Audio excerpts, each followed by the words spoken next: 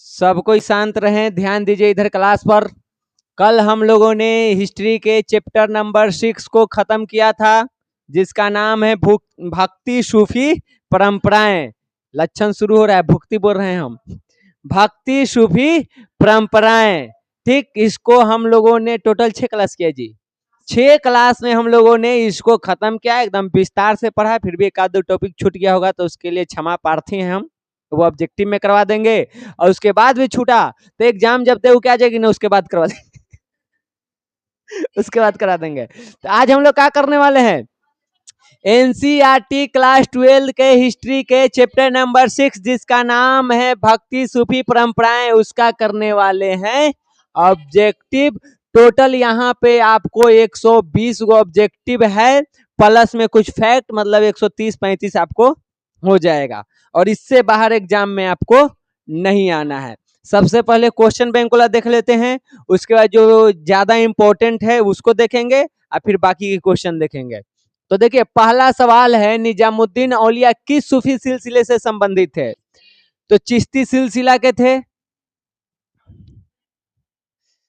निम्न में से महिला संत कौन थी बताइए?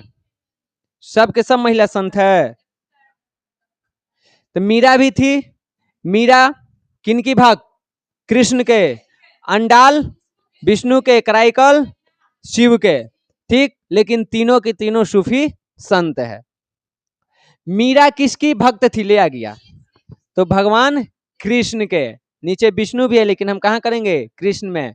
उत्तर भारत में भक्ति आंदोलन का आरंभ किस संत ने किया था?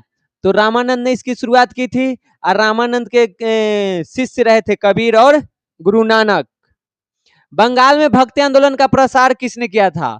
तो वहां पे किए थे चैतन्य। ठीक, और चैतन्य किसके उपासक थे? तो ये उपासक हैं कृष्ण के।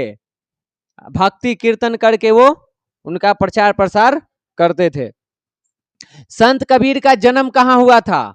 तो संत कबीर के जन्म में देखो क्या देगा, एक देगा तुमको वाराणसी, एक दे सकता है तुमको काशी, और एक दे सकता है तुमको राज्य में उत्तर प्रदेश। बीजक में किसके उपदेश संग्रहित हैं? तो बीजक में कबीर के उपदेशों को संग्रहित किया गया है। ख्वाजा मोइनुद्दीन चिश्ती की दरगाह कहाँ है? तो इनका दरगाह है अजमेर राजस्थान में।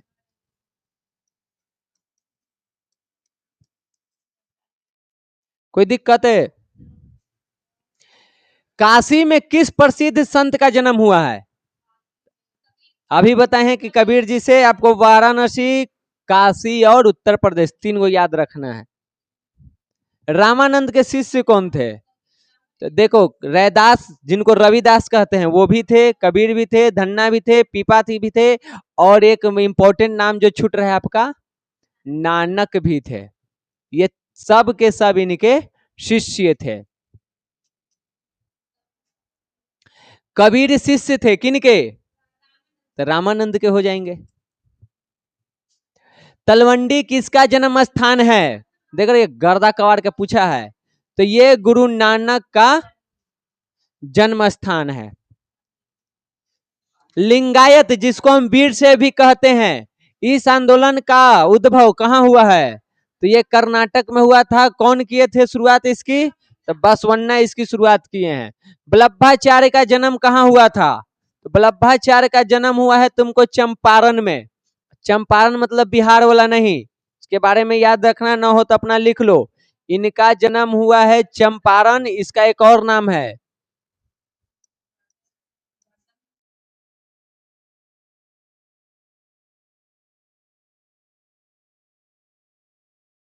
ये नाम भी कहते हैं। है कहाँ?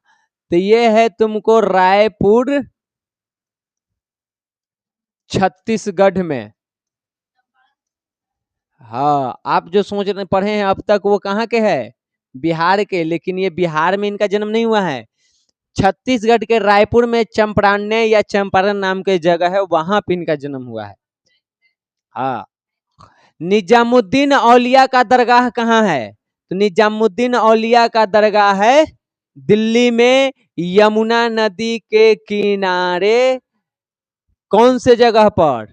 तब बताए थे कि ऐसे याद तो तुम लोग रखना क्या चीज, दिल्ली, लेकिन डिटेल में अंदर घुसे हुए तो कहाँ है, ग्यासपुर। ठीक, 1325 में जब इनकी मृत्यु हुई तो उसके बाद इनका ये बनाया गया था दरगाह। नानक का जन्म स्थान कहाँ है, तनवंडी ग्राम। इसको अब किस नाम से जानते हैं, तो इसको जानते हैं नानकाना साहब। है कहाँ ये, तो ये है तुमको पाकिस्तान में। लेकिन जब जन्म हुआ था तब क्या पाकिस्तान था, तो उस टाइम पे इसको क्या कहते थे, पंजाब था। अभी लाहौर में है वहां पे, लेकिन उस टाइम पे क्या था, मुख्य रूप से वो पंजाब था।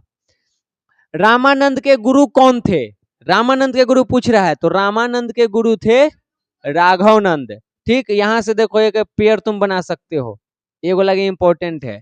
सबसे पहले आए राघव नंद, यहां से अगर शुरू करो तो राघवनंद के शिष्य बने रामानंद, और रामानंद के शिष्य बनेंगे बहुत सारे हैं। कबीर थे, नानक थे, रैदास या रविदास जिनको कहते हैं, उसके बाद धन्ना, और फिर पीपा। इतने इनके शिष्य हैं। इसमें रैदास के एगो महिला शिष्य हुई है जिनका नाम है मीराबाई। ये है पूरा गुरु और शिष्य की कहानी। कोई दिक्कत, कबीर पंथी में चला है, कोई उनके आगे फिर उनके जैसा नहीं हुआ है, बस उनके रास्ते पे चलने वाले को कबीर पंथी कहते हैं। क्लियर बात है। राघवनंद, राघवनंद के शिष्य बने रामानंद, रामानंद के शिष्य थे कबीर, नानक, रैदास, धन्ना, पीपा। रैदास के शिष्य थी मीराबाई। तो मीराबाई के गुरु रैदास, रैदास के रामानंद, रामानंद के राघवनंद। बहाउद्दीन जकारिया का संबंध किस सिलसिला से है, तो बहाउद्दीन जकारिया तुमको सुहरावर्दी में था, सुहरावर्दी सिलसिला जो है। सूफी संतों का निवास स्थान क्या था, तो सूफी संत जहां रहते थे उसको क्या कहते हैं, खानकाह कहते हैं। पुरी के जगन्नाथ मंदिर में किस देवता की पूजा होती है, तो सबसे पहले तो है ऐसे, अगर एगो पूछे तो आप याद रखिएगा, वो है ऐसे मंदिर भगवान विष्णु के है, लेकिन बाकियों की भी मूर्ति वहां पे है। और यहाँ पे विष्णु नहीं दिया है, कृष्ण दिया है, तो इन्हीं के तो अवतार ये माने जाते हैं। तो ऑप्शन के अनुसार हम क्या सबको टिक करेंगे, हाँ विष्णु जी के बड़का गो है। ठीक, और हाँ एक इंपॉर्टेंट और एक सवाल पूछ सकता है, पुरी जगन्नाथ मंदिर है कहाँ, तो वो है तुमको उड़ीसा में है। नयनार किस देवता की उपासना करते थे, तो नयनार शिव की उपासना करते थे। 12वीं शताब्दी में कर्नाटक में वीर शैव परंपरा का नेतृत्व किसने किया था, तो वो थे बसवन्ना। निम्नलिखित में से कौन अलवार संतों की रचना है, तो नल ईरा दिव्य प्रबंधम, जो अलवार संत थे उनके भजनों का एक संकलन है। फारस से आने वाले मुसलमान को क्या कहते थे, पारसिक, तजाकिस्तान से ताजिक, और तुर्की से तुर्क। आदि ग्रंथ साहिब का संकलन किसने किया है, तो वो किए हैं, देखो यहाँ पे छूटल है, गुरु अर्जुन देव। ये कौन है, तो सिख धर्म के, सिख धर्म पांचवा गुरु। ठीक, एक चीज और है, इसको गुरु गोविंद जी ने और विस्तार दिया था, और तब इसका नाम क्या रखा गया था, हैं, गुरु ग्रंथ साहिब है। अब देखो कभी एग्जाम में अगर पूछे आदि ग्रंथ या गुरबानी तो हो जाएगा गुरु अर्जुन देव। अगर पूछ दिया गुरु ग्रंथ साहिब और ऑप्शन में गोविंद सिंह के नाम है तो आपको वहीं टिक आउट करना है, नहीं रहेगा तब अर्जुन देव होंगे। लेकिन अगर गुरु गोविंद सिंह के नाम है तो विस्तार तो वही दिए थे, नाम बदल के क्या रखे थे, गुरु ग्रंथ साहिब। अब बताओ गुरु ग्रंथ साहिब में किनके विचारों को रखा गया है। सबसे पहले गुरु नानक और बाकी के जो पहले के थे, यानी जितने भी सिख गुरु हुए हैं सबका है। ठीक, उसके बाद कबीर, इनका भी विचारधारा में डाला गया है। एक और इंपॉर्टेंट है तुमको, बाबा फरीद, इनका भी विचारधारा इसमें इनकी डाला गया है। क्लियर है? वीर शैव परंपरा के वचन किस भाषा में रचित हैं? तो वो कर्नाटक में था, तो किस भाषा में रहेगा? कन्नड़ में रहेगा। कबीर से संबंधित, हाँ क्या जी, कन्नड़ होगा। कबीर से संबंधित दो, अरे तो मिस्टेक हो सकता है। कबीर से संबंधित दोहे किस पुस्तक में संकलित किए गए हैं? तो ये अभी बताए हैं, बीजक में है। सिख गुरुओं के अलावा किन संतों की वाणी आदि ग्रंथ में है? तभी बताए हैं। देखो इसमें क्या हो जाएगा? सभी हो जाएगा। पुरी के जगन्नाथ मंदिर में मूर्ति किससे बनी है? तो सब लकड़ी की मूर्ति है। निम्नलिखित में से कौन नैनार संतों के भजन का संग्रह है? तो नैनारों का है त्वरम और अलवारों का है नलीरा दिव्य प्रबंधम। 12वीं सदी में बसवन्ना के नेतृत्व में वीरशैव परंपरा का उद्भव कहाँ हुआ था? तब पीछे देखे हैं, 2026 में ही पूछा है। तुर्की से आने वाले मुसलमान को क्या कहते हैं? तुरुष्क कहते हैं। सुल्तान उल मसेक किसे कहा जाता है? तो ये निजामुद्दीन औलिया को कहा जाता है। इसका मतलब क्या होता है? इसका मतलब होता है मारेंगे बस, जो शेख होते हैं ना उनका सुल्तान माना जाता है, इनका शेखों का सुल्तान। गुरु नानक का जन्म कहाँ हुआ था? तो अब देखो यहाँ पे तलवंडी नहीं है, लाहौर भी नहीं है, पाकिस्तान भी नहीं है, कौची दिया है? पंजाब, यानी बहुत पुराना से पूछ रहा है, ऑप्शन के अनुसार पंजाब हो जाएगा। सूफी संतों की जीवनियों का संस्मरण क्या कहलाता है? अब इसको समझो, यही तो नहीं के समझना था। जो इनका संस्करण है या स्मरण है, सूफी संतों की जो जीवनी लिखी जाती है उसको क्या कहा जाता है? उसको कहा जाता है मुल्फुजात, तजकीरा ना है जी, तजकीरा है। इसमें देखो क्या होता है, और इसमें क्या होता है, और इसमें क्या होता है। इसमें होता है पत्रों का संग्रहण। रुकिए सर,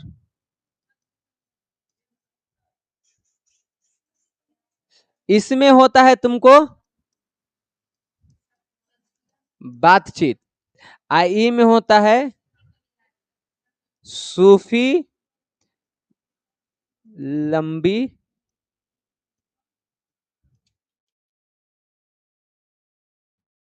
क्या चीज मांग रहे हैं सर ये? अब समझो इसको, ये आप लोगों को पढ़ाए हैं लेकिन हिंदी में अर्थ नहीं बताए हैं, तो दिक्कत नहीं है। आप हिस्ट्री का बुक खोलिए, एक जगह जहां पे आप मोहम्मद जायसी वाला पढ़े ना, पद्मावती, उस वाले में सामने एक ऐसे टेबल बने हुए, उसको सबसे नीचे जाइए, नीचे से 4 को देखिए, चारों लाइन से मिल जाएगा।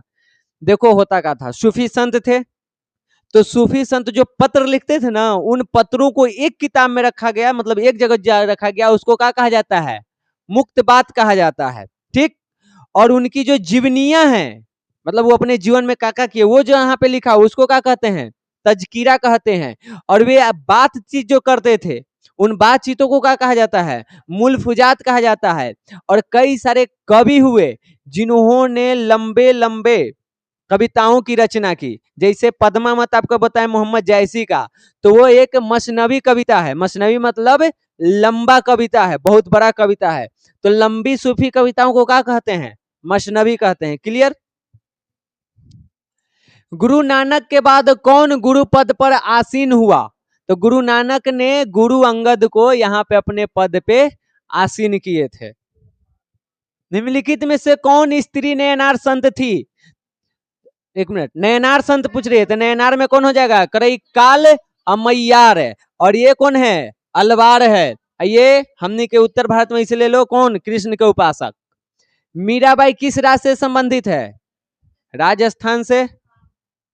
निम्नलिखित में कौन संत अपने को विष्णु की प्रेयसी मानती थी? अब देखो क्वेश्चन के ऑप्शन के अनुसार कौन होगा? अंडाल होगा। अगर अंडाल नहीं रहता तो मीराबाई हम कर सकते हैं, लेकिन जब अंडाल है तो वही होगी। तांत्रिक पूजा पद्धति में किसकी पूजा होती थी? तो यहाँ पे देवी जी की पूजा किया जाता है। किस देश से आए हुए मुसलमानों को ताजिक कहा जाता है? तो ताजिकिस्तान से जो मुसलमान है उनको ताजिक कहा गया। सूफी सिलसिला का शाब्दिक अर्थ बताओ। तो शाब्दिक अर्थ होता है जंजीर। पद्मावत की रचना किसने की? तो मोहम्मद जायसी ने किया है। निम्न में से किसका संबंध चिश्ती सिलसिला से है? तो ये सभी आपको चिश्ती सिलसिला में मिल जाएंगे, तो डी हो जाएगा। शेख मोइनुद्दीन चिश्ती की जीवनी मुनिस अल अरवाह किसने लिखी है? ये लिखी है जहां आरा। जहां आरा किसकी पुत्री थी? तो ये पुत्री है शाहजहां के। इन्होंने शेख मोइनुद्दीन चिश्ती के दरगाह का यात्रा किया कब? 1643 ईस्वी में, और उसी का वर्णन किया है वो इस किताब में। अलवार और नयनार संतों का संबंध किस क्षेत्र से था? तो ये लोग दक्षिण भारत में थे। भक्ति की निर्गुण परंपरा का आरंभ उत्तर भारत में किसने किया है? तो देखिए निर्गुण पूछ रहा है, खाली भक्ति आंदोलन कहते तो रामानंद था, लेकिन यहाँ पूछ रहा है भक्ति आंदोलन में दो है, एक सगुण और एक निर्गुण। निर्गुण में कौन? तो कबीर और गुरु नानक, और दोनों हैं रामानंद के शिष्य। कशफ उल महजूब ग्रंथ के लेखक कौन है? तो जो सबसे बड़का नाम दिख रहा है ना, यही इसके लेखक हैं। नाम बोली दिखित ना उतरा। चिश्ती सिलसिला का प्रचार दक्षिण भारत में किसने किया है? तो दो व्यक्ति थे, एक शेख बुरहानुद्दीन गरीब और एक थे गोसुदराज। और गोसुदराज राजा के संरक्षण लिए थे, लेकिन बाकी उत्तर भारत में जितने भी थे, चाहे निजामुद्दीन औलिया हो, बाबा फरीद हो, बख्तियार काकी हो, कोई भी हो, किसी ने भी राजा का संरक्षण नहीं लिया था। कौन महिला संत अपने आप को विष्णु की पत्नी मानती थी? तो अंडाल। शेख अहमद सर हिंदी द्वारा लिखे गए पत्रों का संग्रहण कौन है? तो ये मतलब शेख अहमद सर हिंदी का लिखा हुआ किताब का नाम बताना है। वो किताब का नाम है मुकुतबात मकतूबात, शांति से पढ़े हमरा, मकतूबात ए इमाम रब्बानी। पढ़ते पढ़ते ना याद हो तो। नक्शबंदी सिलसिला के संस्थापक कौन थे? तो देखिए इसके हैं बकी बिल्लाह। आपको कुछ नहीं याद रहे तो बकी बिल्लाह नाम याद रखिएगा। हाँ क्या? आप नाम में बस इतना याद रखिएगा, बकी बिल्लाह नक्शबंदी सिलसिला के संस्थापक है। ये दोनों नहीं हो याद रहेगा कोई दिक्कत ना है। अलवार साहित्य की रचना किस भाषा में की गई है? तो अलवार साहित्य है तमिल में। आगे आइए, चिश्ती सिलसिला के संस्थापक कौन थे? नाम में ही होगा, ख्वाजा मोइनुद्दीन चिश्ती। इनको और किस नाम से जानते हैं? गरीब नवाज के नाम से जानते हैं। चिश्ती सिलसिला की शुरुआत कहां से हुई है? वहां दरगाह है। कहां से शुरू होले पूछी थी। हाँ पढ़ा रहे थे जब खानका सब कर रहे थे, तो बताए थे कि नाम से या सिलसिला का हुआ है, तो ना बताए थे। याद कर, चिश्ती नगर।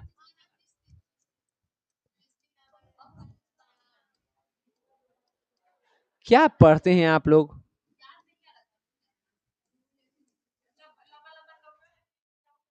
हाँ तो नामे पढ़ रहा के तो मजा है।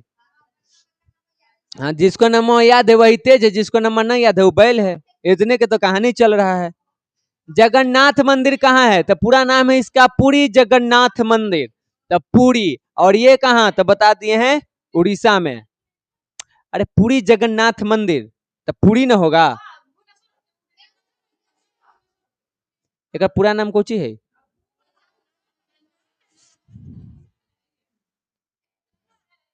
अरे तो ये पूरी दे लेना है ये। हाँ तो पूरी, एक मिनट। ए ये है तुमको रौनिया, ठीक, पटना बिहार। क्वेश्चन है,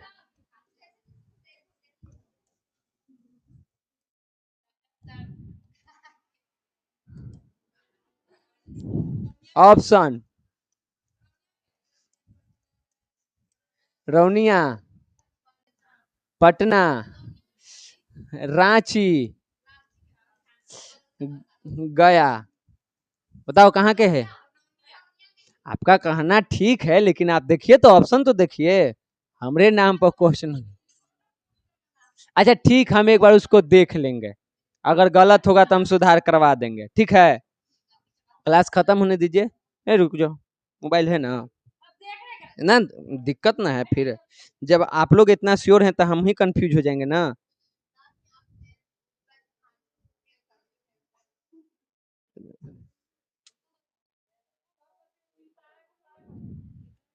पर तो मैं यहाँ कुछ लिखल है, क्या लिखल है, बोल के पढ़। उड़ीसा के पुरी में स्थित जगन्नाथ मंदिर भगवान विष्णु के अवतार श्री कृष्ण को समर्पित एक हिंदू प्रसिद्ध मंदिर है। क्या होगा, कहीं ये भुवनेश्वर नाम आया है? सब्जी सब्जी कहले हाथ। निम्नलिखित में से कौन नयनार संत नहीं है? तो नयनार में आपको अंडाल नहीं आएगी, विष्णु जी की थी पत्नी, मानती थी अपने आप को। अमीर खुसरो किसके अनुयायी थे? तो निजामुद्दीन औलिया के ये मुरीद थे, शिष्य थे। 1469 में पंजाब के नानकाना गांव में किनका जन्म हुआ है? तो गुरु नानक जी का। खालसा पंथ की स्थापना किसने की है? बताओ, खालसा पंथ में कितना चीज पहनना रखना अनिवार्य होता है? तो 5 चीज रखना आपको अनिवार्य है। पहला है आपको कि आपको अपना केस बढ़ा के रखना है। दूसरा है कच्छा पहनना है। तीसरा कृपान रखना है।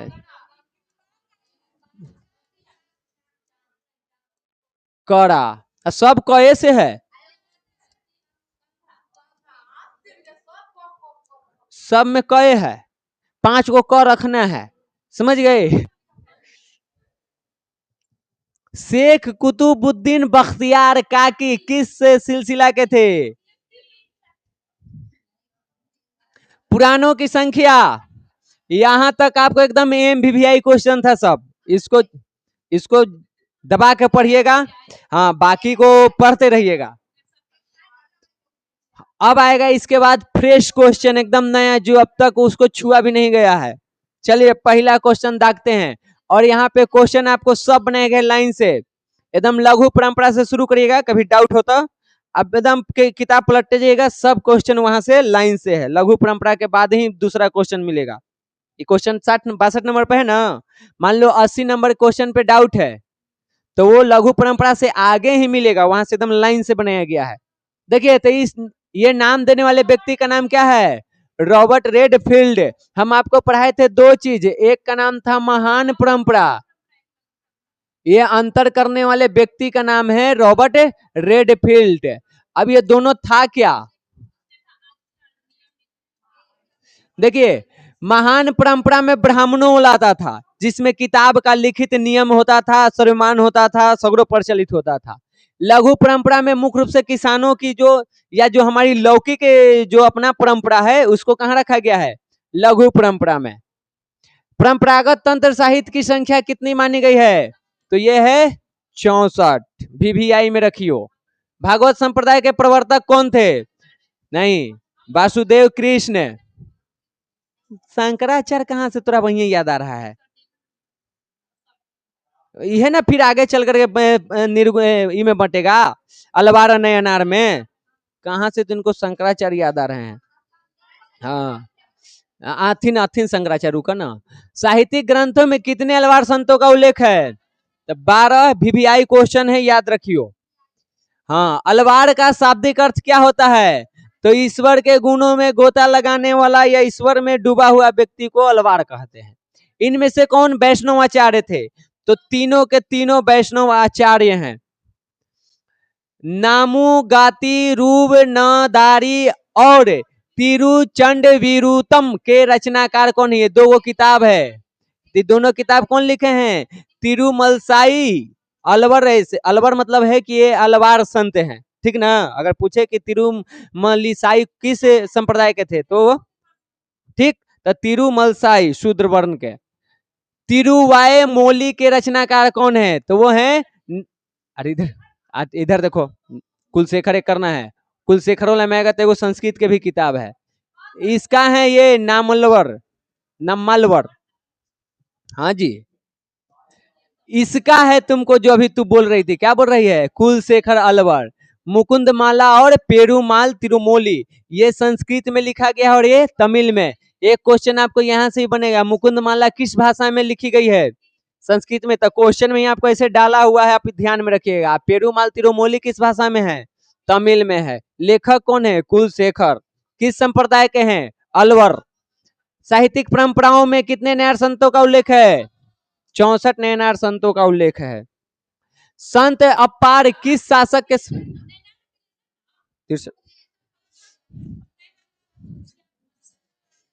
64 कहां से मार दिया। संत अपार किस शासक के समकालीन थे, महेंद्र वर्मन प्रथम। तविरान तोलम देवता के मित्र किन्हें कहा गया है, तो ये कहा गया है समंदर को, सुंदरार, समंदर, सुंदरार है, समंदर हमको लगना सुंदरारे होगा, रुको ना याद कर दे। अपार थे, उसके बाद तुमको रुके ना, उसके बाद समंदर है, सुंदरार है, सुंदरार होगा। बसवन्ना का जन्म कहां हुआ था, तो बागवेरी, बीजापुर, कर्नाटक। बीजापुर, कहे लगे कि ना बेंगलोर में होली है, कर्नाटक की राजधानी बेंगलोर ना है। बसवन्ना किसके प्रधानमंत्री थे, तो बिज्जल के प्रधानमंत्री थे। बसाव पुराण किसकी जीवनी है, तो ये बसवन्ना की जीवनी है। अद्वैतवाद का दर्शन, यहां पे आएंगे तुमको कौन, शंकराचार्य, दिमाग सही जगह रखो। विशिष्टाद्वैतवाद का दर्शन किसने दिया है, तो ये दिए हैं रामानुजाचार्य। द्वैतवाद, इनका जो द्वैतवाद का बोल दीजिए, हाँ, अद्वैतवाद का खंडन करके नाम दिए थे विशिष्टाद्वैतवाद। उसके बाद रामानुजाचार्य किसके उपासक हैं, तो ये विष्णु के उपासक थे। एकदम दिमाग से मोटा है, बैल कहीं के।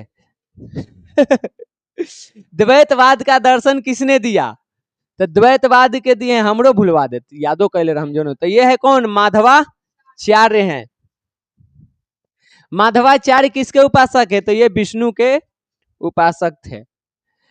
पुष्टि मार्ग सुधा द्वैतवाद, पुष्टि मार्ग और किस नाम से जानते हैं, सुधा द्वैतवाद के, ये दर्शन किसने दिया है, तो इसमें आपको आ जाएगा, हाँ, निम्बार्काचार्य होगा, कौन, वल्लभाचार्य, हाँ सॉरी सॉरी, वल्लभाचार्य के बाद निम्बार्काचार्य है, सब लाइन से न बनाए हैं, याद है। वल्लभाचार्य कृष्ण के उपासक हैं। उसके बाद अब की जो आएगा ना, द्वैतवाद का दर्शन किसने दिया, तो इसका हो जाएगा तुमको निम्बार्क। और निम्बार्क भी किसके उपासक हैं, तो कृष्ण के उपासक हैं। क्लियर यहां तक, आगे बढ़े। रामानंद किसके उपासक थे, तो राम जी के। कृष्ण के। चैतन्य किसके उपासक थे, तो चैतन्य है कृष्ण के उपासक। रामानंद के जन्म कहाँ हुआ है, तो प्रयाग में, या फिर इसको हम और क्या कहते हैं, इसको कहते हैं हम लोग इलाहाबाद। चैतन्य के दर्शन को क्या कहते हैं, तो उसका नाम है अचिंत भेदा भेदवाद। संत कबीर किसके समकालीन थे, तो सिकंदर लोदी के समकालीन थे। गुरु नानक ने किस भाषा में शिक्षा ग्रहण की थी, तो उनको फारसी भाषा सिखाया गया था, घर व्यवसाय संभालने के लिए, लेकिन ये तो दूसरी दुनिया में थे। गुरु नानक के विचारों अथवा उपदेशों को क्या कहा जाता है, तो उसको शब्द कहा जाता है। गुरु नानक ने अपने विचारों को किस भाषा में फैलाया था, तो पंजाबी भाषा में। सिख धर्म के प्रथम गुरु कौन थे,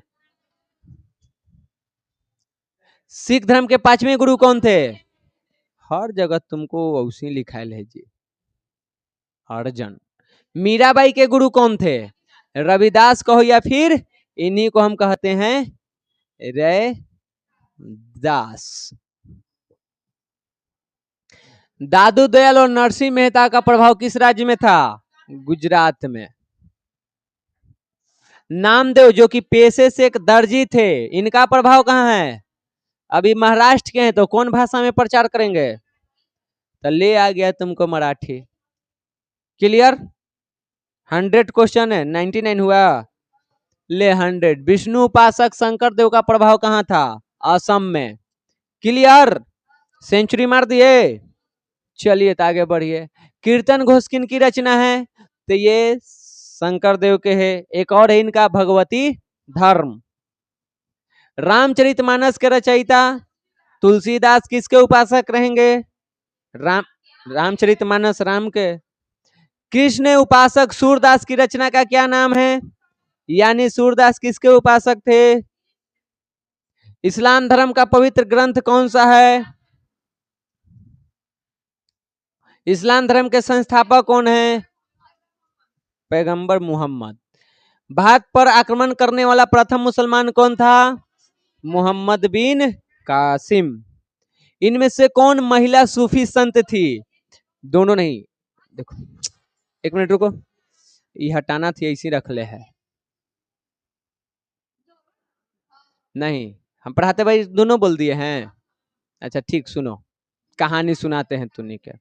दोनों के न लटकावल गेली है, मंसूर के लटकावल गेली है। राबिया महिला सूफी संत है, ये दिमाग में बैठाई लो। किस काल की है? तो 8वीं शताब्दी के। ठीक। मंसूर जो है वो कवि थे, सूफी संत भी हैं और कवि भी हैं। किस टाइम के? 10वीं शताब्दी के। और इन्हीं को फांसी पर चढ़ा दिया गया था। कवि थे या संत भी हैं? नहीं, पुरुष हैं। तो महिला संत में राबिया थी, मंसूर पुरुष हैं। हाँ, तो हम कह तो रहे हैं कि शायद हम बोले, हमको भी याद है, हम पढ़ रहे थे, याद आया कि लगता है कि हम बोल दिए थे कि फांसी दे दी गई थी। अब फांसी दे दी गई थी में कंफ्यूजन यहाँ हो सकता है कि फांसी जो स्त्रीलिंग है, आप पढ़ा रहे थे महिला के बारे में, वहां पे कंफ्यूजन है, समझी? हमको भी फांसी पड़ेगा ना तो लिखाएगा ना कि राजा सर को फांसी दी गई, और तुमको भी फांसी पड़ेगा तो लिखाएगा कि फलनिया के फांसी दी गई, क्योंकि फांसी जो वो स्त्रीलिंग शब्द है, तो वहां से कंफ्यूजन हुआ होगा। लेकिन अभी क्लियर कर लीजिए, राबिया महिला सूफी संत है और मंसूर पुरुष सूफी संत और पेशे से एक कवि हैं। क्लियर है? भारत में सर्वप्रथम जजिया कर किसने लगाया था? तो मोहम्मद बिन कासिम ने, जब 1712 में, हम उहे लिखी थी। अब बोली भले कुछ लिखी थी ना सही। सिंध पर आक्रमण किया तो आंख फुटल हवा ना देखल जाई बा, तो इन्हें तो तनी सुनने हो के ना हलवा लौकई थे।